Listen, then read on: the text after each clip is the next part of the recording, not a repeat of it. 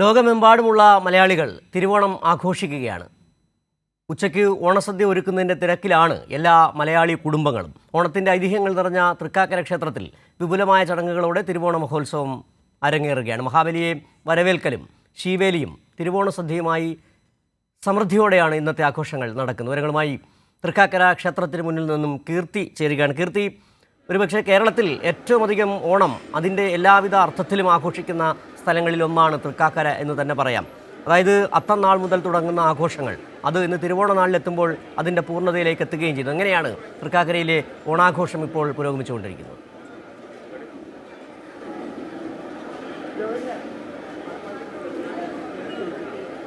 സിജു, വലിയൊരു ആഘോഷം തന്നെയാണ് ഈ തിരുവോണ നാളിൽ ഇവിടെ തൃക്കാക്കര ക്ഷേത്രത്തിൽ, മഹാബലി ക്ഷേത്രത്തിൽ നമുക്ക് കാണാൻ സാധിക്കുന്നത്. ഇവിടുത്തെ പ്രധാനപ്പെട്ട ചടങ്ങുകളെല്ലാം തന്നെ പൂർത്തിയായിട്ടുണ്ട്. നമുക്ക് അറിയാം, ഇവിടുത്തെ ഏറ്റവും പ്രസിദ്ധമായ ചടങ്ങ് ഈ മഹാദേവ ക്ഷേത്രത്തിൽ പ്രധാനമായും രണ്ട് പ്രതിഷ്ഠയാണ്. വാമനമൂർത്തി പ്രതിഷ്ഠയും ഒപ്പം തന്നെ മഹാദേവൻ്റെ പ്രതിഷ്ഠയുമാണ് ഇവിടെയുള്ളത്. ഈ മഹാദേവ ക്ഷേത്രത്തിൽ നിന്നും മഹാബലി ആസ്ഥാനത്തേക്ക് വാമനമൂർത്തിയുടെ വേഷത്തിൽ ഒരു കൊച്ചുകുട്ടി വാമനമൂർത്തിയുടെ വേഷത്തിൽ മഹാബലിയെ ആനയിച്ചു കൊണ്ടുവരുന്ന എതിരേൽപ്പെന്ന ചടങ്ങാണ് ഇവിടുത്തെ ഏറ്റവും പ്രസിദ്ധമായ ചടങ്ങ്. അത് രാവിലെ 8 മണിയോടുകൂടി തന്നെ ചടങ്ങ് വാദ്യമേളങ്ങളുടെ അകമ്പടിയോടുകൂടി തന്നെ അത് പൂർത്തിയായിട്ടുണ്ട്. അതിനുശേഷം 9 ഗജവീരന്മാരെ എഴുന്നള്ളിച്ചുകൊണ്ടുള്ള പഞ്ചവാദ്യം അതും ഇപ്പോൾ അവിടെ പുരോഗമിക്കുകയാണ്. മറ്റ് പ്രധാനപ്പെട്ട ഒരു കാര്യം, അത് തിരുവോണ ദിവസം തന്നെ ഏറ്റവും പ്രധാനപ്പെട്ട ഒന്നാണ് തിരുവോണ സദ്യ.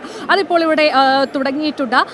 25,000-ഓളം ആളുകൾക്ക് വേണ്ടിയിട്ടാണ് ഇവിടുത്തെ തിരുവോണ സദ്യ തൃക്കാക്കര ക്ഷേത്രത്തിൽ ഒരുക്കിയിരിക്കുന്നത്. ഒരേ സമയം തന്നെ 1800-ഓളം പേർക്ക് ഇരിക്കാൻ പാകത്തിന് ഉള്ള സജ്ജീകരണങ്ങളാണ് ഇവിടെ ഒരുക്കിയിട്ടുള്ളത്. ആളുകൾ ഇവിടെ ക്യൂ നിൽക്കണം.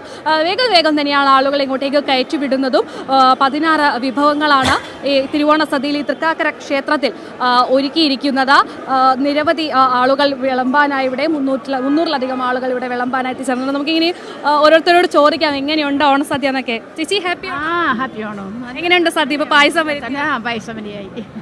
ആദ്യമായിട്ടാണോ ഇവിടെ തൃക്കാക്കര ക്ഷേത്രത്തിൽ? ഞാൻ ആദ്യമായിട്ടാണ് വന്നത്. എങ്ങനെയുണ്ട്? അടിപൊളിയാണോ? വൈകിട്ട് വന്നു, ഇന്നും വന്നു. അടുത്ത വർഷം പിന്നെ ഇനിയിപ്പം ഇവിടെ താമസം പിന്നെ വരും. എല്ലാവരും ഭയങ്കര ഹാപ്പിയാണ്. കുറേ ആളുകൾ സദ്യയൊക്കെ കഴിച്ച് ഇപ്പോൾ ഇവിടെ ഇപ്പോൾ ഞാൻ നിൽക്കുന്ന ഈ സ്ഥലത്തൊക്കെ സദ്യയൊക്കെ കഴിയാറായി. അങ്ങനെ വേഗമാണ് ഇവിടെ ആളുകളെ. പുറത്തൊക്കെ വെയിലാണ്, അതുകൊണ്ട് ആളുകൾ അധികം നേരം ഒന്നും തന്നെ പുറത്ത് നിർത്തുന്നില്ല.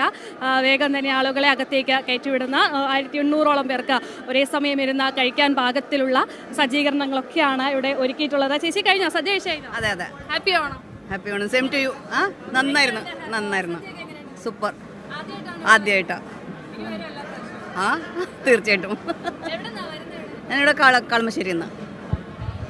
സുജന്നാൽ ഇവിടെ ഉള്ളവരൊക്കെ ഭയങ്കര സന്തോഷത്തിലാണ്. ഈ ഒരു തിരുവോണ ദിവസം ആദ്യമായി ഇവിടെ ഈ സദ്യ കഴിക്കാൻ വരുന്നവരുണ്ട്. വർഷങ്ങളായി ഇവിടെ സദ്യ കഴിക്കാൻ എത്തുന്നവരുണ്ട്. ഈ സദ്യ മുടങ്ങാതെ ഇനി ഇവിടെ നിന്ന് സദ്യ കഴിച്ചിട്ട് വീട്ടിൽ പോയി സദ്യ കഴിക്കാനായി കാത്തിരിക്കുന്നവരുണ്ട്. നമുക്കിനി ചേച്ചിയോട് കൂടി ചോദിക്കാം. ചേച്ചി, ഹാപ്പി ഓണം. ആദ്യമായിട്ടാണ് ഇവിടെ നിന്ന് സദ്യ? ആദ്യമായിട്ടാണ് കഴിക്കുന്നത്.